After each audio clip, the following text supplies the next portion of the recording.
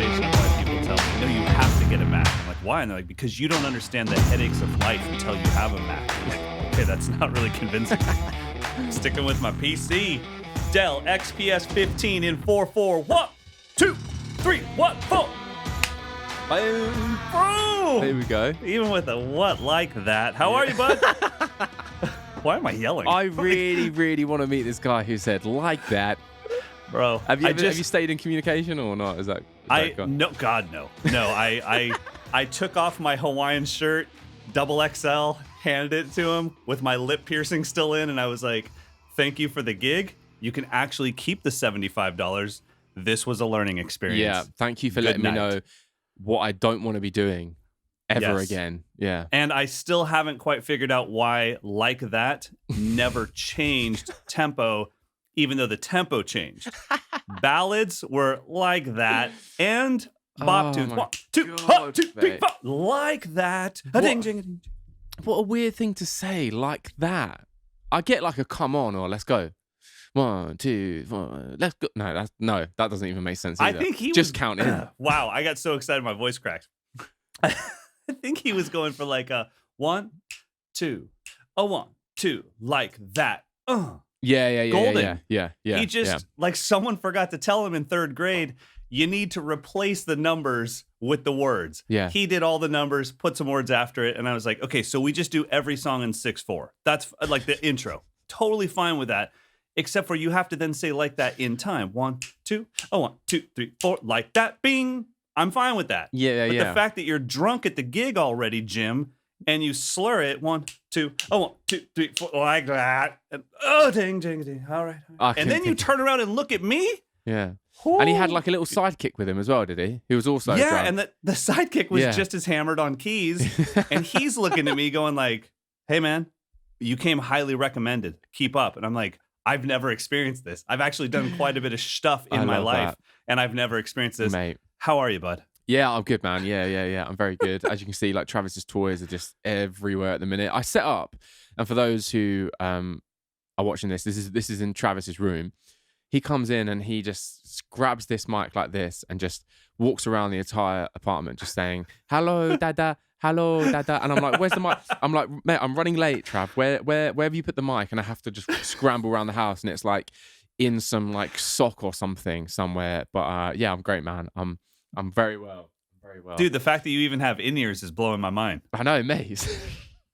Who's on top of it? I know, mate. You are. Talking about in-ears, I need to get some custom molds, mate. I need to get some custom molds. So you got to hit me up with Let's put the word out to 64 Audio, because I'm telling you, zero problems personally with my previous in-ears from a different brand. They were always great for me. The only reason I really left is because in the last couple of years, my students were having fit problems, and it you know how it is. It always comes back on you, like somehow you work for the company. Yeah. I've gotten that so many times, like, hey, just so you know, my Gretsch rack tom is peeling. I'm like, oh, I don't know what to tell you. Like, I don't actually work at the factory. Yeah. I just play the drums, man. Yeah. But it would always come back to me. So that was kind of the reason for the move. But since then, I don't know. I'm bummed that I wasn't at 64 Audio sooner. The main thing that I think you'll love, by the way, this is a gear podcast, or gear episode, so we're talking gear. But the main thing that you'll love is, you can't see it on camera, but there's this little silver dot on the in-ear.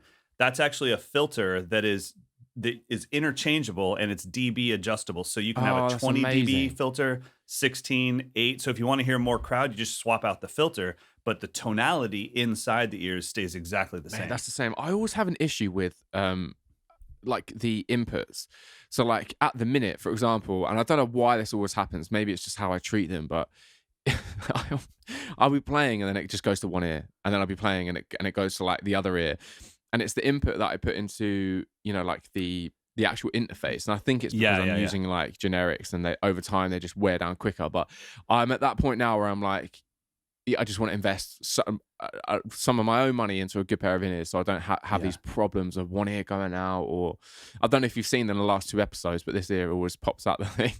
And you're talking and I'm there like, yeah. That was good. Yeah. I didn't hear a word. That's awesome. Yeah, I think there's definitely a few things that I'm totally okay spending extra money on as a musician. In-ears, one of them. Yeah. You know, when people are saying like, should I get this kit or that kit? And I'm like, honestly, it's not going to matter. Like, you can for sure. I can tell the difference between, say, a Gretsch Brooklyn and a Gretsch Broadcaster.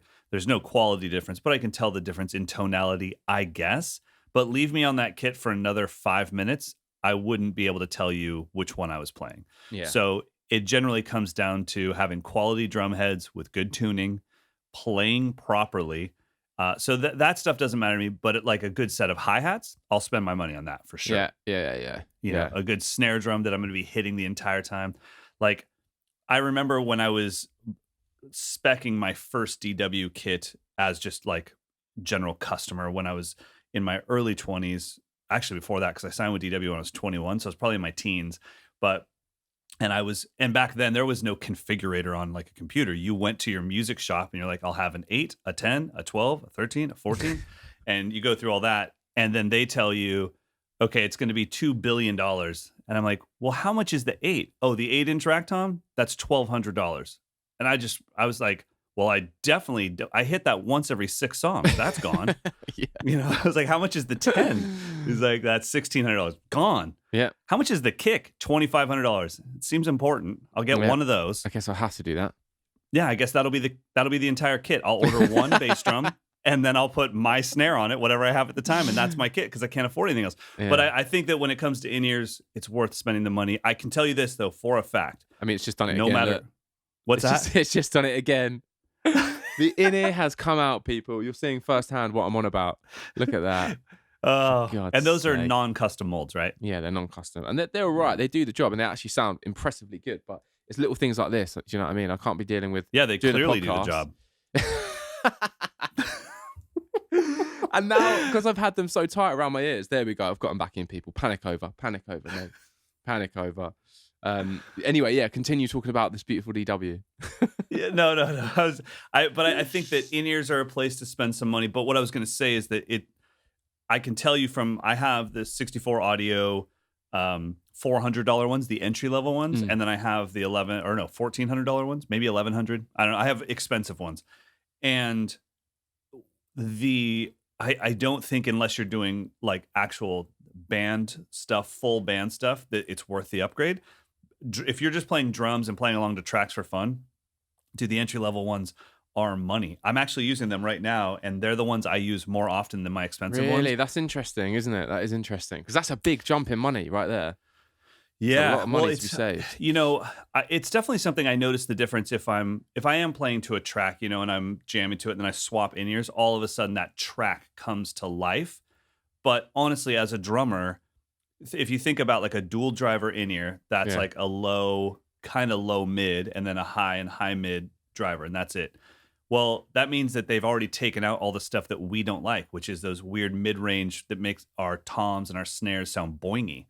So as a drummer by yourself, these are the jam. But I can tell you the most important thing is the seal. You won't get to hear any of the extra frequencies unless it's perfectly sealed. And so, you know, on my oldest pair of in-ears, which I got probably 6, 7 years ago, because ears grow for your entire life, it doesn't seal as well. And like, they don't even sound remotely as good. And I know that they're good in-ears. Yeah. But because they're not sealed. That was my ultimate ears. I got them made like years and years ago, and they were the hard plastic, not the rubber ones. And after a while, they just like absolutely killed. Like I'll do a set and I'll be like, oh, like that ache down the side of your face. You know what I mean? And it's weird. I always used to take one out anyway. So I'd spend loads on in-ears and then take one out. Just buy one. Just buy one. Just do a Well, that's why I think that this little filter is so important, is because of the fact that I know, like when I'm doing a clinic tour, that it's going to be like, okay, I'm going to put in the 8 dB filters because I want to hear any crowd noise. I want to hear anything I can in the room. Yep. So I think that is very important for a clinic, isn't it? To feel a vibe. Oh my Lord. Otherwise, you are out there on an island. Like, does anyone care about my lick that I just taught? Does anyone give a shit at all? Does anyone here? Okay, cool. Yeah. Can any of I'm going to film this, so if you could just fake clap, just pretend someone really good just played. That would be really helpful. I'm going to overdub the sound anyway, so it's Yeah. okay if you're talking smack about me. I just need the visual of you clapping in 120 frames per second, and maybe one of these, and that's all I need. Thank you. I just the need actual this clip. sound you get is just this. And you're like, oh shit, yeah. Man, okay, so you've done, how many festivals have you done? 2? 2, yeah, 2. Okay. Have 2. you ever been in the room? And obviously, we will not name names, but have you ever been in the room when someone has about 10 minutes left and they go, do we have any questions? And there's 0 questions. Yes, and so I've been awkward. in the room, and I've also been on stage when that has happened. Oh. Oh my god, mate! Like I said in an episode way back, that was my first experience. I thought there would be a ton of questions. I thought that's what it was about. Right. I remember chatting to this guy. I can't remember his name. Adam, someone. Okay. And I was like, "What are you doing? Like, how are you? Are you doing questions and playing?" And he was like, "No, man, I'm just playing for like half an hour. That's what they're here for." And I was like, Okay. Okay, I've planned quite a bit of Q&A. And then I spoke to someone else, and they were like, "Yeah, I'm going to talk about this." And I was like, "Oh my god, man! I don't want to just talk about something and assume they want to know. So I'm going to do Q&A." Yeah. Second song, "Hi guys, yeah, my name's Eddie. Just wondered if anyone had any questions." And it's just like nothing, but not even like a smile. It's like, oh, okay. I've just got, this is a lot different than I thought it was going to be, and I've got to figure my shit out on stage as we go. That's so good, dude. No, it was amazing. So good. It was amazing. So good. I think that the other thing that like you have to do, and this is for any of you clinicians out there, this is the way to get through that, is before you ask if there are any questions, you actually tell the crowd, "Hey, I've got a bunch more stuff that I want to do with you guys, but before we start that, are there any questions?" Yeah. And that way, if there's even like 0 hands even starting to move, you just move on. Like, cool, I'm going to get into my third track right now. Yeah. But the worst is, do we have any questions? And then no one. And then you have to like, don't be shy. And like the whole crowd starts like putting their arms in their pockets. Yeah, like, and I they're don't want like, to ask questions. They're like, "Oh, we're not shy, mate. We just don't care. We just want to. We just want to see." We didn't even want to be at your clinic. We're just here because Thomas Lang is next, and we wanted to have a good seat. Yeah. And we knew there'd be plenty for your clinic, so we sat up front. I'm Exactly. Like, oh, that's right. It's like My at a bad. festival when like you open up a festival or something. You're like 30,000 people, but in reality, it's like 30,000 people just there because they want to see Metallica at the front row in about 8 hours' time. Do you know what I mean? So it's like, Totally. But it's all for the pictures, mate. It's all for the pictures. Well, speaking of 30,000 people in attendance to see someone play, Mr. Mike Dawson has joined us. How are you, buddy? I'm good. What in the heck was that introduction? I don't know, man. We got to make it as smooth as possible. It is good to see you. How are you, my old friend? I just got done interviewing Antonio Sanchez. And when I say interviewing, I just got done letting him talk and blow my mind for an hour. So where we at, fellas? Well, you are speaking to 2 children that have... Right. By the way, Eddie, this is Mike. Mike, this is Eddie. What's up, Mate, Eddie? lovely to meet you, mate. You've got a very professional setup going on there. Have you got a lav mic on and a I wireless? do. Yeah, Oh, man. Of course. Legend. We're in the pros now. We're in the pros. Well, first, before we get into the gear talk, Mike, I think it's a good chance for you and I to actually talk to the listeners. I know a lot of listeners of this podcast came from our podcast, where you and I, how many years did we do together? Almost 5, dude. Almost 5. Oh, weekly. Like, we could have had a master's degree in the amount of time that we talk banter for an hour a week. That's amazing. Well, you and I was just talking to Eddie about it before we got on air, and he was saying like, "Hey, I looked for the podcast where you guys said goodbye to everybody, but it just didn't happen, right?" And I'm like, "No, we had an episode, and then between the episode that we had, which I guess was what, 246, 245, 7, 8, 9, 250 was the last one, but yeah, so 6 was our last last talk. So yeah. 246, that was our episode, and you and I were under the impression at that moment that we'll see you next week. And then in that week's time, the whole thing kind of fell apart, and we decided to just let it go. But unfortunately, because of the fact that it wasn't the Mike and Mike podcast, it wasn't our podcast. It was a company's podcast. We didn't have a lot of freedom to say, well, let's do this and let's do this the way that we would if it was our podcast all by ourselves. So I think the first thing we have to let everybody know is everything is cool, has always been cool with us, right? I mean, I'm as all far as I right. know, right? I would love it if Mike turned around then and went, to be honest, mate, I've got a lot to get off my chest. Yeah, Thank I've you. been waiting for this moment for like 6 months. Start, Mike. Yeah. Okay. Where so do I begin? The from tea what you gave me diarrhea. Let's start there. you gave me the runs, man. That's a lie. I bet it does. It looks like it does. No. Look at this. This is beautiful. Like, I mean, they should make a kit this color. Straight Okay. out. So the podcast kind of ended, and behind the scenes, you and I talked a ton, obviously, as this was going on, and we just decided, I think it's time to just let this thing go. It's run its course. You and I both felt like we were in danger of starting to really repeat ourselves. How much can you cover of snare drums and snare wires in 5 years with the same host and with the same perspective? You know, we weren't getting any new perspectives on the same information. Yeah, and thinking back, I mean, I remember the conversation. It was like, dude, we need to take a break. That's what it was. So let's just take a break. Let's put it on pause. Let's figure out what we're trying to do. Because, I mean, it was in the middle of a pandemic, you know? Yeah. And I was all of a sudden working home remotely all the time. My wife was working home remotely all the time. You were having to shift to a slightly different business model because your camps all got canceled. So we were like literally 10 minutes before the podcast, like, what are we going to talk about this week? Yeah. And neither you or I want to be that type of, you know, put out a product where we're like, I don't even know what we're talking about. And I kind of felt like we were both getting a little dark too in our conversation. So it was like, so we both agreed, let's just chill. Yeah. And then in that time, other things happened. And like you said, we didn't own the podcast. So we weren't allowed to end it because it was going to keep going. You know, Right, we weren't exactly. allowed. We couldn't be like, hey, the podcast is over. But it'll be back next week with different hosts and a different vibe. And so, and also we didn't know how it was going to come back. We didn't want to step on the toes of MD. I mean, you and I have great reverence for modern drummers. So it's kind of like, well, I don't know where they're going with this. And we both agreed, you can take it in whatever direction you want, but our version of this podcast has come to an end. Mm-hmm. And so just for everyone listening, first of all, thank you for listening to this podcast. We'll talk about Mike's new podcast in just a little bit because we would love for you guys to listen to that as well. But I just wanted to make sure that you guys all knew that Mike and I have been cool the whole time. We've been, you know, kind of cheering each other on as far as where our careers are headed. His career has taken a massive change and a massive upgrade for his soul. And I'm so happy about that. So everything's been good. But it was also one of those things where, because of how much we love Modern Drummer and grew up with it as kind of like our Bible, you know, at no point was there going to be any, you know, dirt, drama, or anything like that. It was just like, well, let's just stay out of the way and let the dust settle with that. Mm-hmm. So, all right, let's get into the fun stuff. Gear. All right, gear. Okay, so you are our resident drum nerd because in this podcast, I pretend to have all the answers. The only reason I have any answers is because I did 250 episodes with you and I didn't know anything.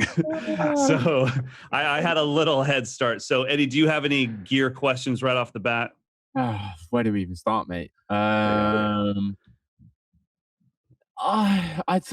really know, mate, to be honest with you. I feel like, what, in your opinion, what makes a good drum?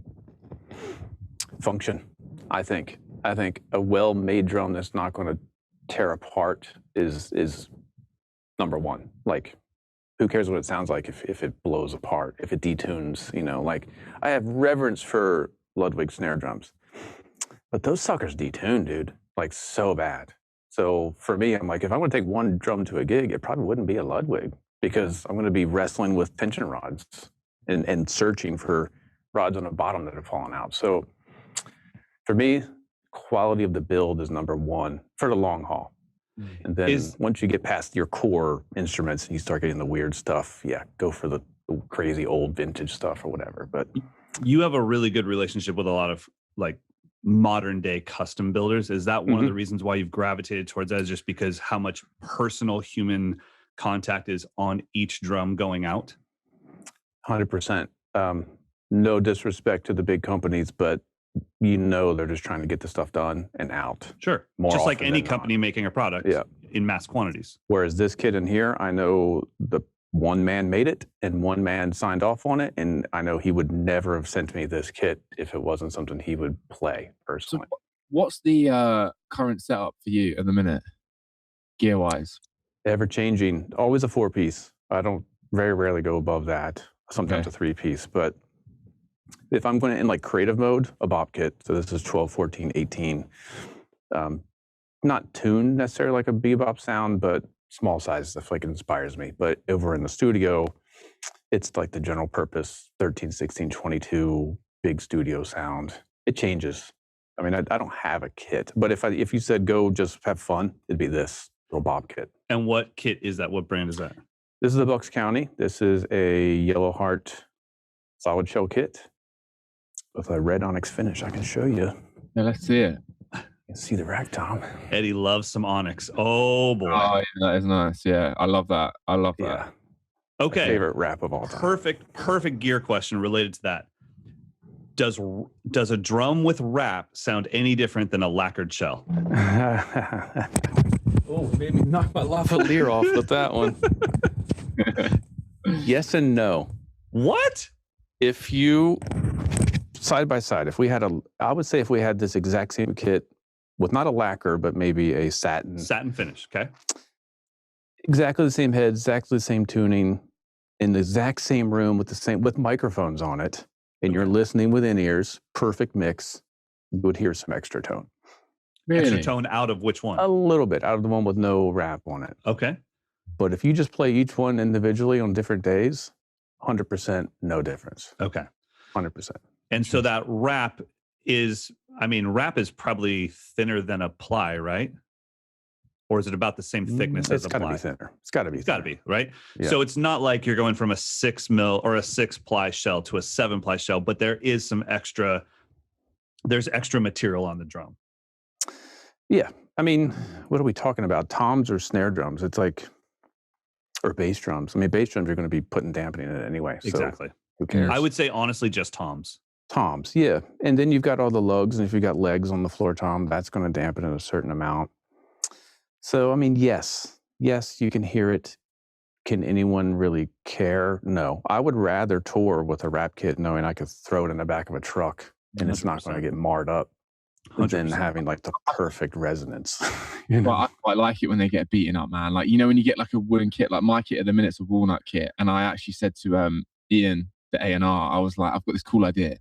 He was like, go on. And I was like, right, I want to fuck it up. I want to burn it. I want to sand it down. And I want to like torch it. And I want to just like throw nails at it. And he was like, yeah, that's not going to happen. Because the Tama Star, it's not like, it's like printed on, I think. You know, it's not like a badge or anything. It's not embossed. It's like printed on. So that would come off easily. And he wanted that on show, which is annoying because I like the idea of it just being like worn down. But then there's an argument to be had for it looks like fake vintage, you know? Yeah. Is that cool trying to make it look old and battered? Or is You it got just to earn the scars. you Yeah, gotta, you got to earn it. That's it. You got to earn them. You got to earn that shit. Yeah. You actually have to be in a studio fire with the kit to have. Dude, I mean, Tama is a Japanese company, and the process of burning wood for appearance is called shishugibon. Like, you could totally just tell Tama, like, I'd like a shishugibon kit. I'm pretty sure they could do that with raw shells. Hey, I shouldn't know that, but I watch way too much HGTV. Dang, that's a knowledge bomb. Shushugi bomb? What is it? Shishugibon, yeah. Nice. Yeah. Mate, I remember Tama came down to our old HQ with LTA, and they gave me 3 kits to play on, and the whole idea with video was that I was going to play one song and the kits would sort of like be mixed into each other and would switch through them. Anyway, they also brought like a 10-inch, no, an 8-inch flipping heck. I don't even know why I ordered it, mate. I've never used it. 8-inch walnut to match the kit that I've got at the minute. It was like a custom order. And one of the guys, I forgot his name, but they came from Japan. It was amazing. Watching this guy mount that 8-inch tom was like watching like someone birth a child, mate. It was like he had gloves on. He was like dusting the rods. He was like putting it on and making sure nothing was touching it. It was so beautiful to watch, like the respect that he had for like his craftsmanship. It was so nice. That's And pretty then cool. I thought, yeah, if I start burning and throwing nails at this, yeah, that's not really going to go down that well. Yeah, you might want to start with just say, hey, save them the time and money and send me a raw shell kit. I'll burn it and throw some nails at it. Okay, Yeah. moving on to important things besides burning your kit, bearing edges. So this is always a bit of a confusion for a lot of people. I don't think most people really understand how important the bearing edges are because they're always obsessing over whether it's walnut, maple, birch. But if you wanted like a high attack sound and you decided, well, I've heard that birch gives me that, and then you went with full baseball bat round over edges, you've kind of undone what you were going for. So in your opinion, like, where do bearing edges sit as far as how important they are to the sound? Are they as important as hoops or the shell itself, or does it really not matter? Great question, and one that we are going to be myth busting on my new show. But to answer your question, I think we talked about this on the old show where we had Chris at Bucks County make 6 identical drums out of different species. Yeah. And neither one of us really could hear much of a difference. I mean, that was going walnut through birch. I mean, it was the whole spectrum. So I think whoever makes the drum is way more important than what it's made out of, because that craftsman has a sound that they're hearing, and they're going to do what they need to do to get that sound out of that species. The bearing edges are going to be slightly different because no one's using robots. If you're using robots to make bearing edges, you're not doing it right. Okay. There has to be some hand sculpting involved.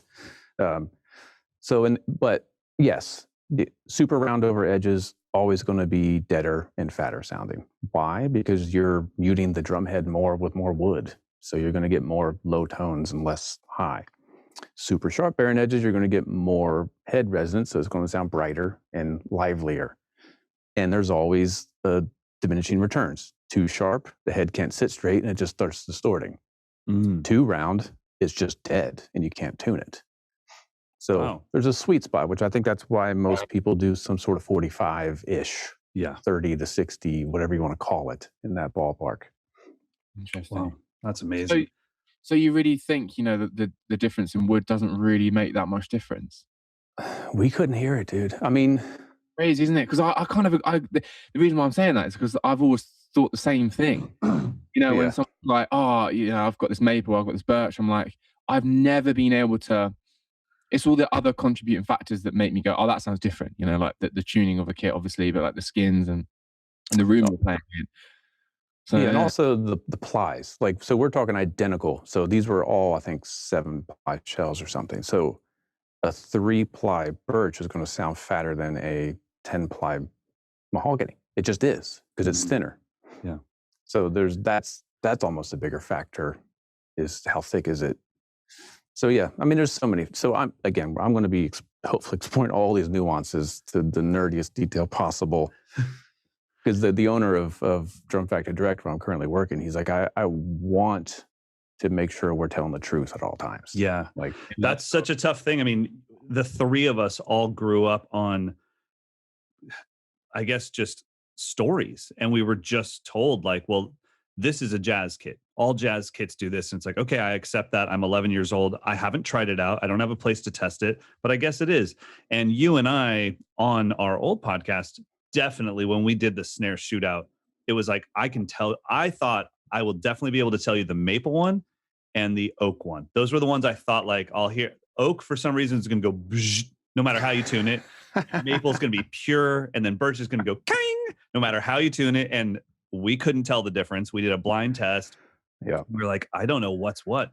So real quick, for the people that aren't super interested, what is the new podcast? Does it have a name? I know that you're just starting it now. So I just started working as the chief creative officer for Drum Factory Direct. It's an e-commerce for drum parts. We basically sell everything except for complete drum kits. Like we sell all the accessories, all the bits, screws, tension rods, hoops, everything imaginable. So they brought me on to just start creating media. So the first thing that we're doing, because the new website's launching this summer, hopefully July. So we're going to lead into that launch with the podcast. So they're called Drum Factory Direct, the drummer's candy store. That's their tagline. Okay. So the podcast is called Drum Candy. Nice. and it's just Love it. all gear talk. I mean, I've done 5 interviews. Mike was one yesterday. We're just talking about snare drums. So I've got 6 hours of snare drum talk already in the can. That's so awesome. Okay, here we go. We've got one. Mike rinsed me basically. I got rinsed for calling my snare vintage. Where I want to know, in your opinion, right? Where is the line? Where is vintage for you? Wait, first of all, tell him what you've been calling a vintage snare. It's gotta be like your personal age has got to factor into this. Do you know what I mean? Can I guess? Yeah. Yeah, got to guess. You've got a 1990s Pearl Export. No. My school did. Flip it out. Yeah. Okay, I've got a is it an 8? No, it's 19, isn't it? Is it 19? It is. 1983 Tama Imperial Star snare drum. Okay, so here I'm just going with my own opinion on this. That is borderline vintage. Oh, Yes. no. Why? Now, what makes something vintage? Like 10 years ago, Ludwig Acrolites, not vintage. They were just old. Okay. When did they become vintage? When people started paying $200-$300 for a $100 drum. I have 6 Acrolites. I paid no more than $80 for any one of them. So they were just old. Right. You know? They were student model snares. Yeah. And then all of a sudden everyone realized how cool they are and the price goes up and now they're collector's items. So that drum that you have is on the verge of being a collector's item. It's become a cool thing again to have those old Tamas. Yeah, and I think my next purchase is going to be I forgot is it called Star or something? What was Tama called before it was called Tama? Do you remember? Yeah, Star. That's it. Star. Yeah. I'm going to get a Star kit, I think. Yeah, that's mine. And that's I can confidently say on the next podcast to Mike that is a vintage kit, and I think he's going to have to agree. So funny you mentioned Tama because the Superstar kits, they were just junk. Like no one wanted them. They were the 80s. No one wanted that crap. I don't know who first started playing one recently, but now it's like, oh yeah, the Superstars. Let's get those. So you used to be able to get a full kit of Superstars, at least here, $400, $500. Now they're like pushing the $1,000, $1,200. Really? So they went from old to vintage, just like that. What was the one that had the lug all the way down the shell, but it was high end? Was it Art Star? Oh yeah, the Art Star. Man, those were nice. I remember those. Was that the Kenny Arnoff kit? Yeah. That's why I wanted one of those. Okay, so let's get one more gear question in. I want to know. You and I went through a lot when I got my first vintage kit, since we're on the topic, and I remember you telling me, like, I was like, I'm not gonna, it's the exact same size shells as what I already play. It's made out of the same material. Maybe it was a Jasper shell at the Jasper Furniture Company versus whoever's making Gretsch's shells, whatever. But I'm not going to tell any difference. And I remember you telling me, like, whether you can hear it or not, you will definitely feel a difference. 100% true. As soon as I got it, the drum set felt so different. It did actually sound a little bit different. Do you think that is because they made them better back in the day? Or do you think it's because I'm playing an organic material that has aged 50 to 60 years? Yeah, it's got to be, think of how many thousands of hits have resonated through that shell. So it's like it's vibrated out. Yeah, all the junky stuff is gone. Now you just got the good bits. I mean, why would you pay $100,000 for a violin? Because it's been played for hundreds of years. Right. Beautifully. So that's my opinion. I think aging the wood, there's no way to, like, that I'm aware of, that you can age wood artificially. It just has to dry out naturally. But that's kind of, I mean, I'm a bit of a superstitious, and like the idea that human beings have tempered that product for years. You'll never get that naturally, because the wood is always, when it's new, it's like, what happened? It's like, it's like you broke a bone. It's got to set. It's got to figure out what's going to be what moving forward. Yeah. You took a tree and like twisted it into a circle. Yeah. It was like, what the hell? Like, I never ever thought of it like that. Yeah. Well, everybody, welcome to our new podcast. This is Drum with Mike, Eddy, and Mike. And I'm loving it, man. I'm geeking out hard right now. It's pretty fun. Okay, so last question before we let you go. Hoops. I want to just talk real quick about hoops and not just, I know that your show is going to really kind of go the myth busting route and all that, but I want to talk about it more on an upgrade level. Mhm. Is it worth swapping out hoops on, say, like a mid-level drum set? You've got a Tama Silver Star or a PDP or something. Would there be any reason to try out different hoops? And if so, why? Yeah, quick answer, yes. If you have a cheap kit, chances are it has really thin triple flange hoops on it, like the Steel. 1.6s or whatever they are, which means the drum is going to have a little bit of unruly character no matter what. It's always going to be kind of vibrating maybe a little bit too much. And if it's cheap wood, that's going to be just vibrating the crap you don't want to hear.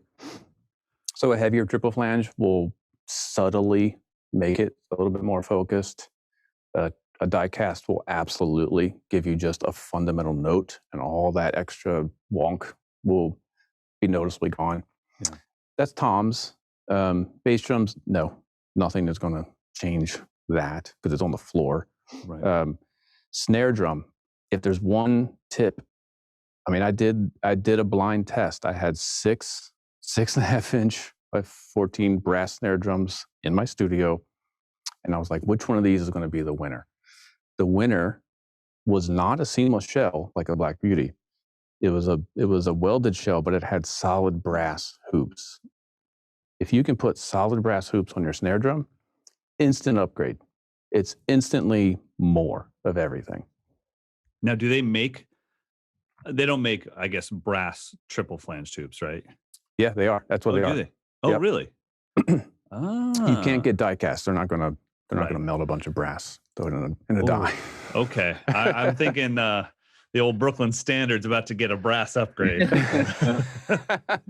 It's tangible, dude. Oh, dude, It's I just mean, you and I wider, were yeah. talking at that time when I was helping Rami at A&F make a steel snare, and it didn't work. And he said, let me ship you brass parts. And we swapped out for brass lugs and brass hoops, and it became an entirely different drum. And they now sell that as their raw steel snare on their website. And it changed everything. And all we did was change hoops and lugs. But brass, definitely. I mean, I'm assuming it's just the way it resonates. Yeah, I don't know scientifically, but Okay. it just sounds fuller. I can only assume because brass is a musical metal. It's not, steel is not really a musical metal. If you just hit it, you're going to hear a beautiful tone versus a clang with the steel. I can only imagine it's just adding to the natural timbre. It just feels better. Most people are hesitant because they're a lot more expensive. So you look at like a chrome-plated brass hoop and a chrome-plated steel hoop. You're like, these are the same freaking thing. And one is $50 and one is $20. Like, Right. But I think it's worth it. And not to like go salesy, but I'm assuming I can get those on Drum Factory Direct. Oh, absolutely. We have our own. We have clear coat over brass, which is my favorite. It's sick. Okay, so just in case anybody out there doesn't know, because I've used your website in the past, because how long has Drum Factory Direct been around? It's been around for a while, right? Yeah, I think I should know this as the media representative. I think they started officially in like 2008. Okay. Something but like I remember like that was the place to go if you wanted to order an aluminum shell, but you wanted to put tube lugs on it, and then you wanted single flange tubes with claws. I can't even tell you how much money I've spent on that website just getting single flanged and claws, because I was like, it looks so cool.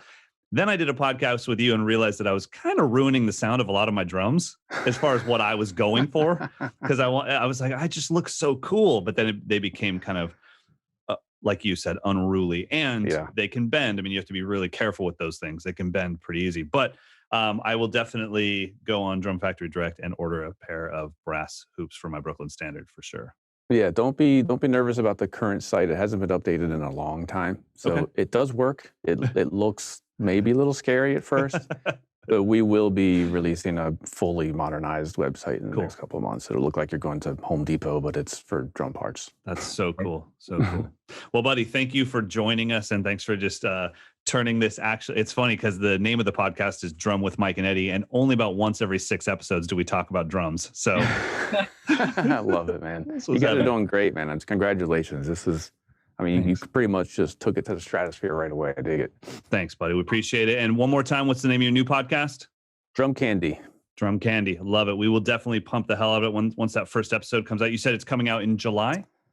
No, the website is launching in July. Okay. Podcast is going to be every week. I think it's every Friday. We are going to be on, I guess I can announce this. There's a podcast network that we're joining called Drum Click. Okay. that is created by Big Fat Snare Drum. Yes. That's Oh, cool. So That's it's the our one. show. It's Drum History Podcast. It's Big Fat 5 by Big Fat Snare Drum and Sarah Hagen's Backstage podcast. So we're all cool. teaming up to kind of take over the world. That's the one, man. That is the one. I talked to Bart about that, and I was like, if you're going anywhere, go there. And so that's it. Well, awesome. Well, we will pump the hell out of it when it comes out. But, buddy, once again, thanks for joining us, brother. All right. See you guys. Thanks. Later, buddy. Nice to meet you, mate. Well, that was awesome. Mate, I feel like I've just been schooled. Dude, I love how it. bad do you want to just start going back to the studio and tearing your mate, drums I love apart? It, man. I love it. It's because sometimes I just not take it for you know, God, I can't even think of the flipping words. But sometimes when I'm in the studio, I'm like, okay, this is my drum kit. It's like work time. Do you know what I mean? It's like, okay, I've just got to go work, film something, record, edit. And I forget that I actually love this instrument, not just for playing it, but like the actual instrument itself. And now I just kind of want to pick it apart and just actually nerd out on gear for a bit. But he knows so. How does he know so much about gear? Does he build drums? Well, no, he was the head review person for Modern Drummer for over a decade. So he got sent all the gear, and he had to know. He was the guy that had to review it and write all the reviews, and so he knows every single thing, and he's into it. I mean, that's why this new job for him is so perfect, because he now works in a place that only sells things that are like the little bits, like, oh, well, I have an old 60s Ludwig and I need a tension rod that's this long for it. You go to Drum Factory Direct. That's where you get all that stuff. I mean, I'm not kidding. Like, I used to go there all the time because I couldn't find single flanged hoops and claws to make my drums look like they were from the 1920s and 1930s. So that's where I would go and order that stuff. And, or if you know, with the way that you and I tuned in our rock bands, I used to crank my snares so tight. So sometimes I would actually snap a tension rod. Yeah, like mate, not a tension rod, sorry, a lug. The tube lug would just pop off. And I was like, whoops. So that's what used to happen to me all the time. I like playing some show and I'd be like too poor to buy a new skin. I'd be like, if in doubt, just crank it. Let's just crank it. And then, and it's like, okay, I've done that. And then it just snaps. So I mean, the fact that he's the media director for them and filming all the content for them and writing, I mean, because he was the editor of Modern Drummer, he's now writing all the descriptions for all the parts. And amazing, it's just, man. Mate, it's really cool. So his dream job right there, man. It was nice to chat 100%. to someone who just really cares about like not the simple things, the small things within drums that make a huge difference. The details, but they make a huge difference combined, don't they? Oh, Massively. totally. I mean, and that's why I think that people like Mike are so important to our industry, because someone has to tell us like, hey, look, do whatever you want. But I'm telling you, the difference between oak, maple, birch, mahogany isn't as big of a difference as the company that made the drum and what they go for sound. You know, I mean, honestly, you and I know, like, DWs always sound like DWs, but the person that's letting you play their DW tells you, just so you know, this is 2 plies vertical, 2 plies horizontal, maple, birch, mahogany, oak. And I'm like, honestly, bro, it sounds like a DW. Yeah. It sounds great, but it sounds like a great DW. And honestly, my Gretches, I have every Gretsch they make is in their USA line. I have the USA Custom, Brooklyn, or 2 USA Customs, a Brooklyn and a Broadcaster. But because of how I tune and I use all the same heads every time, they sound like Gretches. Yeah. It's cool, man. Like, so I do agree with that. Those are the things that you need to know in order to get your sound and like to get them quicker. Like I think I found my sound now through the equipment that I use, but it was pure luck. When Ian said, "Do you want a walnut?" I was like, "Oh, it seems different. Yeah, I'll get it." But if someone actually said to me or explained to me the differences before, which no one had done, that it would kind of like shortcut me to the point where I'm at now. It's kind of been just like throwing loads of stuff at the wall to see what sticks. I think that's a lot of just being a drummer. But having people. I think like there's Mike also something too with when you're young, and I don't mean age-wise, but when you're new to drumming. Obviously, you don't know why you have what you have. You have what you have because that's what you bought for whatever reason. Yeah. But generally, then you hear someone else play something very different, and you love the way it sounds. So you try to morph your kit or your snare or whatever into that. Like, how do I make my snare drums sound like Travis Barker? I don't have a 50-ply OCDP, but I want that sound. So that's how you learn about your instrument, is you just sit there and you keep messing with it. And then you try a different head, and then you take some tape and you put it on the top, and you do the most crazy things in the world to try to get this sound. And it teaches you, oh, almost any drum can sound like that if I do these things. Now I know. And I think the biggest lesson that any drummer in the world needs to learn if they're going to gig is you need to learn even more than keeping good time. Keeping good time, let's just throw that out the window. Let's hope that maybe you can even get close. But you need to learn how to shut up your floor tom, because sound guys freak the hell out at every gig about your 16 by 16 floor tom. Mate. And they always get on the mic and say the same thing. Is there anything you can do about that floor tom? Yeah. And it's blasting in your side wedge, and you're like, dude, Come it on, sounded mate. great when I was at home. It's your room. The classic, ooh, you get that face, ooh. Oh, I'm getting a weird sort of like, can you hear that? I'm like, no. Can you hear it? Yeah. No, I can't. Just EQ it out, mate. Just fucking hurry up, mate. Just EQ I saw it out. your board. You have a whole rack of gates. Put a gate on the damn thing. I know, and they just let it feed back the whole club. Yeah. Oh. And then they come over with a tiny bit of gaffer tape, and you're like, okay, so that's going to make the world of difference to you, is it? Right, okay, yeah. And then they always do this. They pinch it, and they're like, hold on, I'm just going to put this on the top head right by the mic. And I'm like, okay, so it's 16 inches of Mylar just going bananas, and you're going to put a little folded piece of tape on there? How about you get a gate? Now I'm getting hot. Now I'm getting... Yeah, so am I, mate. So am I. I've experienced it so many times. Did you remember my story about playing in BBC Radio 1 Maid of Ale for the first time? And he came out and said, these are the worst sounding hi-hats I've ever heard in my entire life.